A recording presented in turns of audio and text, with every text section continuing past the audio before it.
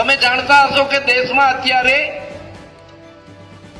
એક કટોકટીની પરિસ્થિતિ ઊભી થઈ છે।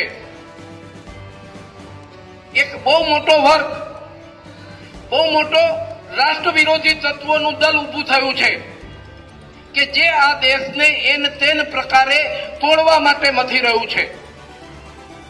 દેશ વિરોધી લોકો છે, જુદા જુદા નામથી, કોકરોચ પાર્ટી, ખાગીડા પાર્ટી, આવી બધી પાર્ટીઓના નામથી વિદેશી ફંડિંગના આધારે આ દેશને નબળો પાડવા માટે પ્રયત્ન કરી રહ્યો છે। જંતર મંતર દિલ્હી ખાતે બહુ મોટું આંદોલન ચાલી રહ્યું છે।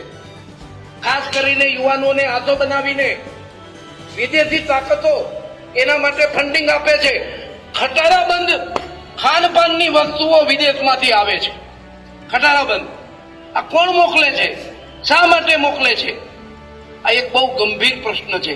આ દેશમાં બહુ સમય પછી એક પ્રબળ ઈચ્છા શક્તિ વાળી સ્થિર સરકાર પ્રાપ્ત થઈ છે, એને અસ્થિર કરવા માટે પ્રયત્નો કરી રહ્યા છે આ તત્વો। એટલે ખાસ કરીને દેશના યુવાનોએ આ વિષયને બરાબર સમજવો જોઈએ। નીટનું પેપર લીક થયું ગંભીર બાબત છે। જે કઈ દોષિતો હોય એને સજા થવી જોઈએ।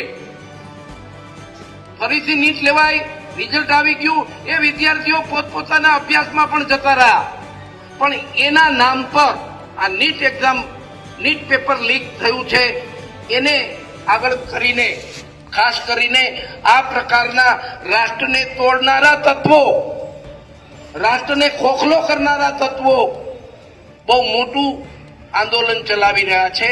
એની આપણને સૌને ખબર હોવી જોઈએ।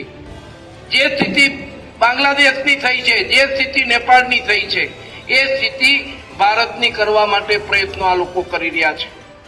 આપણા માટે રાષ્ટ્ર પ્રથમ છે। આ રાષ્ટ્રને નબળો પાડે એવી કોઈ વ્યક્તિઓને કે કોઈ મુવમેન્ટને આપણે ચલાવી લેવાના મતમાં નથી। આપણા માટે આ રાષ્ટ્ર મહત્વનું છે। આ રાષ્ટ્ર આર્થિક રીતે મજબૂત થાય, આ રાષ્ટ્ર વિશ્વગુરુ બને, એ મહત્વનું છે। પણ આવું ન થાય એના માટેના આ તત્વો પ્રયત્નો કરી રહ્યા છે। એને જાણજો, સમજજો અને સાચી વાતોથી અવગત થજો એવી મારી આપ સૌને વિનંતી છે। ધન્યવાદ। ભારત માતા કી